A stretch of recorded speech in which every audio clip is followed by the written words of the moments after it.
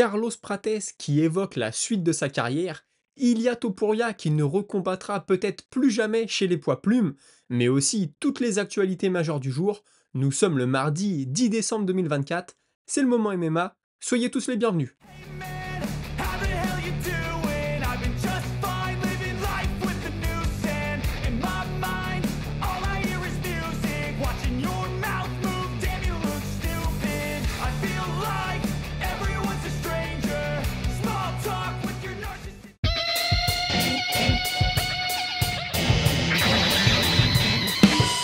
Et on commence avec Carlos Prates qui nous apprend que suite à sa victoire sur Neil Magny, l'UFC l'a contacté pour affronter d'abord Vicente Luque et puis très rapidement l'a recontacté pour lui dire non, finalement ce serait plutôt Shavkat Rakhmonov. Lui était blessé au pied, l'UFC lui a donc dit de faire les examens nécessaires et de revenir vers eux. Tout de suite on a su que son pied était cassé, l'UFC a dit non, que ce n'était pas la peine, qu'il ne monterait pas dans l'octogone face à Luque ou plutôt face à Shavkat, parce qu'une fois que la proposition sur Shavkat est tombée, le combat contre Luque n'était plus du tout d'actualité, et puis lui, de toute façon, il préfère être à 100%, et forcément, avec un pied cassé, c'est très compliqué. Pour la suite, il se verrait bien affronter Jack Della Maddalena chez lui en Australie, à l'UFC 312 début février. D'ailleurs, il commence déjà à se préparer dans cette idée. Il ne peut pas encore frapper avec son pied, mais il s'entraîne en anglaise, en lutte et en grappling forcément.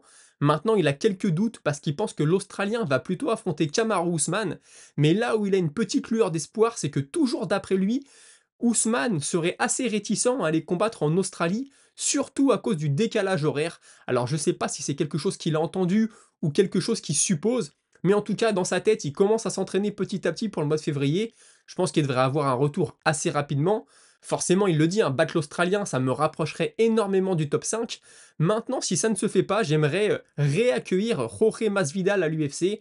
Là c'est un combat pour la légende bien sûr, je sais pas si ça le ferait avancer au classement, mais pour son palmarès c'est toujours bon de prendre un mec comme Masvidal, même si les hardcore fans, comme on dit, savent très bien que finalement Masvidal n'est plus le Masvidal d'il y a quelques années. Et puis enfin, ce qui pourrait être génial pour lui, il le dit, c'est d'être le main event en Angleterre face à Leon Edwards. Là, on serait au mois de mars, ça lui laisserait un petit peu plus de temps pour se remettre. Et puis Leon Edwards, tu le bats, tu es tout de suite dans la conversation pour la ceinture. Franchement, cette catégorie des poids welter, c'est vraiment du très haut niveau. Prates, on attend encore qu'il soit testé, surtout en lutte. Maintenant, si Prates nous sort une défense de lutte et un grappling du niveau de Yann Gary, les poids welter, c'est vraiment magnifique. On l'a vu pendant quelques années, c'était assez redondant, hein. C'était Covington, c'était Ousmane, etc. Ça tournait beaucoup entre les deux. On avait Gilbert Burns qui était toujours là. Là, il y a vraiment du changement. La prochaine catégorie pour laquelle j'ai envie qu'il y ait du changement, c'est les lourds légers, les moins de 93 kilos. J'adore Pereira, mais je pense qu'il y aurait besoin d'un peu de 109 pour venir le challenger. J'ai très hâte de voir ça. Puisqu'on a évoqué l'Angleterre, on y reste avec Arnold Allen. Lui, il revient d'une blessure à l'épaule, si je dis pas de bêtises. Il n'est pas encore prêt à réattaquer un camp d'entraînement. Il le sera dans quelques semaines. Son rêve, forcément, c'est d'être main event à Londres. Mais il le reconnaît, hein, il y a des gars chez nous en Angleterre beaucoup plus populaires que moi. Et puis on a l'impression que de toute façon les choses sont faites. C'est Leon Edwards qui serait main event apparemment. Lui, il aimerait affronter Yair Rodriguez. Alors là, il y a peut-être une possibilité d'une carte au Mexique et d'être main event au Mexique. Bon bah, il coupe court. Lui, à choisir, il préfère être le premier combat de la carte principale en Angleterre plutôt que le main event au Mexique. Surtout parce que ça se passerait à Mexico City, une ville qui est en altitude et qui lui demanderait un long temps d'adaptation. Il le dit, il faudrait que j'arrive là-bas peut-être un mois en avance. Et c'est pas quelque chose qui m'intéresse. Et puis sinon, il s'est aussi dit à une ou deux bonnes victoires du titre, ce qui n'est pas forcément faux. Avec son style, en plus, il frappe fort, il peut mettre des KO, il peut être spectaculaire. Moi, je pense qu'il est un peu léger, un peu limité pour devenir champion, mais sait-on jamais. Et lui, il pense que ces deux victoires-là, il pourrait les avoir au cours de l'année 2025 et combattre pour la ceinture, peut-être en fin d'année prochaine. L'avenir nous le dira. Ce week-end, hein, c'est le combat entre Buckley et Covington. Je vous refais pas l'histoire. Buckley devait affronter Gary. Finalement, Gary a pris Shavkat parce que Bilal Mohamed était blessé. On va pas revenir là-dessus. En tout cas, Buckley pense que Covington est un plus gros nom que Gary. Premièrement, parce qu'il est plus haut au classement. C'est vrai qu'il est plus haut au classement. Maintenant, je pense que dans les esprits, beaucoup de personnes voient Yann Gary devant Covington maintenant, suite à ce qu'il a fait le week-end dernier. Et puis surtout parce que Covington a déjà combattu 3 fois pour la ceinture. C'est donc un gros nom, c'est un mec qui est installé. Et le battre veut forcément dire quelque chose. On ne lui a pas proposé d'affronter Shavkat Rakhmonov, lui, hein, quand Bilal Mohamed s'est blessé. Par contre, si on lui avait proposé, il aurait été partant. Et puis concernant son adversaire du week-end, Colby Covington, il a l'impression que dernièrement, Colby ne demandait que des adversaires qui ne faisaient aucun sens pour sa carrière, mais qu'il voulait seulement du buzz, hein. Il dit quand tu appelles un mec comme Paddy Pimblett, qui est une catégorie en dessous, ou encore Islam Makhachev ou Poirier, c'est des mecs qui sont dans la catégorie en dessous, donc je ne vois pas l'intérêt. Je trouve qu'il a raison, je pense que Colby Covington voulait surtout faire parler de lui. Et puis dans ce combat, la grosse interrogation, c'est si Colby vient lutter, parce que Colby c'est un sacré lutteur, il aime beaucoup rester debout, que se passe-t-il quand même s'il prend la décision d'aller lutter Buckley? Buckley a tenu à être assez rassurant en expliquant que lui à la base c'est un lutteur, il vient de la lutte, le premier sport de combat qu'il a pratiqué c'était la lutte. Aujourd'hui il s'est transformé en striker, mais il n'aurait pas peur d'aller grappler, d'aller lutter face à Colby Covington. Et puis il a fini un peu en plaisantant en disant que personne ne le voit devenir champion, mais que lui a bon espoir et que s'il continue à gagner, de toute façon, il deviendra indéniable, et ça c'est vrai, on peut pas lui enlever. Moi personnellement, Buckley, quand il était chez les moyens, je le trouvais extrêmement limité. Depuis qu'il est chez les welter, force est de constater qu'il fait le boulot, il fait le travail, il est plutôt très bon. Là, il arrive dans des conversations très intéressantes. Tu passes Covington, t'es plus qu'à un combat d'avoir ta chance. En tout cas, je pense. Donc, encore une fois, la catégorie des poids welter, on a un nouveau gros nom dans cette catégorie qui sera encore plus gros s'il gagne ce week-end. Et j'ai vraiment hâte de voir ce combat. Direction les poids plumes maintenant et Josh Emmett qui vise un retour dans le premier quart de l'année 2025. Il y a eu beaucoup de rumeurs, on a parlé de Diego Lopez, etc. etc. Lui dit qu'il n'y a rien d'officiel, ce ne sont que des rumeurs. Pour l'instant, l'UFC ne lui a pas proposé de réelle offre. En tout cas, il a en ligne de mire la revanche contre Ilia Topuria. Topuria l'avait battu lors de sa fulgurante montée vers le titre. Il aimerait reprendre Topuria. Maintenant, il est très honnête, il sait qu'il a plusieurs combats à faire avant et surtout plusieurs victoires. Au vu du premier combat, alors après, quand tu as la force de frappe d'Emmett, tout peut se passer, mais au vu de leur premier combat, Topuria avait l'air quand même vraiment supérieur. Vous le savez, ce week-end, suite à sa victoire à l'UFC 310, Pantoja a fait savoir qu'il aimerait affronter Demetrius Johnson. Johnson a dit que c'était mort, qu'il ne reviendrait pas, qu'il n'était pas intéressé, peu importe l'argent. Et d'ailleurs, il s'est exprimé chez Ariel Helwani, hein, Demetrius, en disant que Pantoja ne devrait pas vouloir être comme lui, il devrait vouloir être meilleur. Il a besoin de faire plus de défense et ensuite d'aller chercher une deuxième ceinture. Je pense que ce sont des paroles à prendre au sérieux. Demetrius Johnson, je pense qu'il sait de quoi il parle. Lui, il n'a pas eu la lumière qu'il méritait. Donc peut-être qu'il se dit que c'est ce que lui aurait dû faire à l'époque. En tout cas, Johnson ne reviendra pas pour affronter Pantoja. Des nouvelles du feuilleton Hill Pereira. Hill qui dit à Pereira ne t'enfuis pas chez les poids lourds. Et Pereira qui lui répond tu es encore en train de dormir. Ça m'a fait sourire, je vous le partage. Ensuite, on a Movsar Evloev, toujours suite à sa victoire du week-end, qui a tweeté qu'il serait prêt dès le mois de février, que c'est parti, il n'a pas le temps de se reposer, il veut revenir en février. Donc pour sa carrière, je pense que c'est une très bonne chose. Et puis puisqu'on parle de Evloev, vous le savez, il a battu Sterling le week-end dernier, et les deux se sont retrouvés au même restaurant suite à leur combat. Et petite blague de Movsar Evloev qui a fait livrer un gâteau, un dessert à la table de Sterling, et dessus c'était écrit The Champ Movsar, donc le champion Movsar. Et ensuite il y a envoyé un deuxième gâteau sur lequel c'était écrit Champ Forever Aljamain, donc Aljamain champion pour toujours. Plutôt rigolo, moi ça m'a fait rigoler.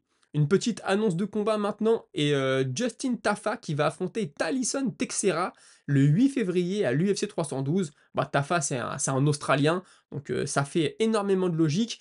Et puis Manon Fiorot qui pousse pour son combat face à Valentina Shevchenko. Elle tweet arrête de te cacher, signe le contrat ou prends ta retraite. Dana White a dit que Manon Fiorot allait combattre pour la ceinture, donc je suis plutôt confiant pour elle. Et puis la grosse nouvelle du jour, c'est Ilia Topuria qui a déclaré à un média espagnol qu'on l'a peut-être vu pour la dernière fois en poids plume face à Max Holloway. Personnellement, je m'y attendais pas.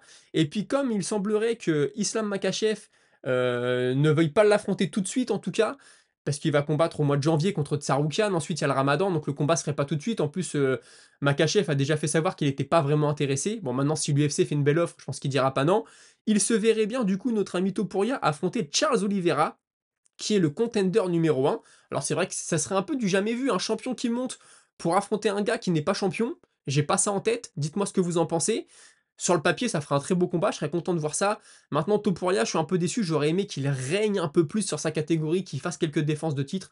Je comprends que c'est l'étoile montante, je comprends qu'il est impressionnant, qu'il parle bien, qu'il se vend bien, etc. J'aurais aimé le voir défendre sa ceinture. Maintenant, on verra ce que décide l'UFC. Et puis on termine avec Yann Gary qui nous apprend qu'il refuse de combattre en Europe. sauf si c'est chez lui en Irlande, à Dublin. Du coup, ça met un peu fin aux rumeurs qu'il l'envoyait combattre, pourquoi pas, Leon Edwards en main event à Londres au mois de mars.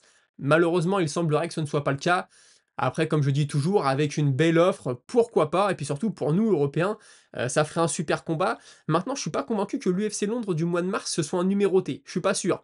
Donc si c'est est-ce qu'il se verrait être main event d'une carte qui n'est pas un numéroté? Je sais pas. Je sais que contractuellement, parfois, c'est mieux pour un combattant d'être main event d'un Fight Night. C'était le cas pour Francis Ngannou à l'époque. Il devait affronter, je crois que c'était Rozenstruik, je veux pas dire de bêtises. Il devait l'affronter sur une main card de pay-per-view. Finalement, ça avait été changé pour qu'il soit main event de Fight Night. Et il avait déclaré que niveau financier, ça n'avait rien à voir. Donc il avait forcément accepté. Je ne sais pas ce que ça va donner, mais en tout cas, Edwards contre Gary, pardon, et le vainqueur combat pour la ceinture, là, ce serait vraiment magnifique, parce que Leon Edwards, on l'a peut-être enterré un peu vite. J'espère que vous appréciez l'émission, pensez à liker, vous abonner, commenter, je réponds à tous vos commentaires, et d'ailleurs, il y en a beaucoup, je ne les cite pas, parce que là, on va passer à la minute auditeur, je vais répondre à vos commentaires. Je remercie tous ceux qui me disent qu'ils apprécient le contenu, qu'ils aiment ce que je fais. Je ne vous cite pas pour pas me passer la brosse comme on dit, mais ça me fait toujours énormément plaisir. Et tout de suite, c'est votre moment avec la minute auditeur. Et je commence avec Ekil Beto qui me dit seulement 2 millions pour un retour de Demetrius Johnson. Dana White est vraiment très drôle des fois. Et il y a Jim qui lui répond, il aurait proposé 20 millions que Demetrius serait pas revenu, je crois. L'UFC en général et Dana White en particulier, ils l'ont trop méprisé. Je pense en effet que Demetrius Johnson l'a un peu mauvaise hein. À l'époque. L'UFC vraiment ne le considérait pas vraiment. En plus, lui, il était sponsorisé par Xbox, donc je pense qu'il prenait beaucoup d'argent. Quand Reebok est arrivé dans le deal et qu'on a dit c'est fini les sponsors extérieurs dans la cage, je pense que ça lui a remis un coup qui lui a pas fait du bien. Au One FC, il semblerait qu'il ait pris de l'argent, il est à fond dans le gaming, il gagne de l'argent avec ça, etc. Donc je pense qu'il a aussi envie de mériter sa retraite et j'espère qu'il a largement les moyens de bien vivre. On a Mamen G qui me dit j'ai pas pu voir tout le combat Mitchell contre Gracie, seulement un short du finish au moment où je commente ici, je précise, mais je suis dans l'incompréhension totale du pourquoi il a tenté ce genre d'amener. Pour le peu que j'en ai vu, je trouve que c'est une dinguerie d'essayer une amenée au sol de cette façon en MMA avec l'avancement des techniques d'aujourd'hui et ça lui a coûté cher. Je suis intéressé d'avoir l'avis d'autres gens là-dessus, sinon pour les cartes du 311-312, elles me chauffent de fou niveau main et co-main event. J'espère qu'il n'y aura pas de blessures et d'annulations pour les défenses de titre, N-Steel, N-New, comme toujours. Merci pour le condensé d'actu. Eh ben écoute, donc t'avais pas vu le combat quand t'as vu le message, mais Gracie, il a fait ça au premier, au deuxième, au troisième round, de tirer la garde, comme on dit. Pas très malin de sa part, sûr, tu tires la garde et tu mets une soumission de dingue, c'est impressionnant. Tu tires la garde et tu te fais contrer, tu finis KO, bah c'est beaucoup moins impressionnant. Donc voilà, c'était du JJB old school, il avait dit oui, il faut que je strike, que je l'ai pas fait contre Jourdain. J'ai un peu trop écouté les gens de mon entourage, bon bah malheureusement, je pense qu'il a fait la même chose.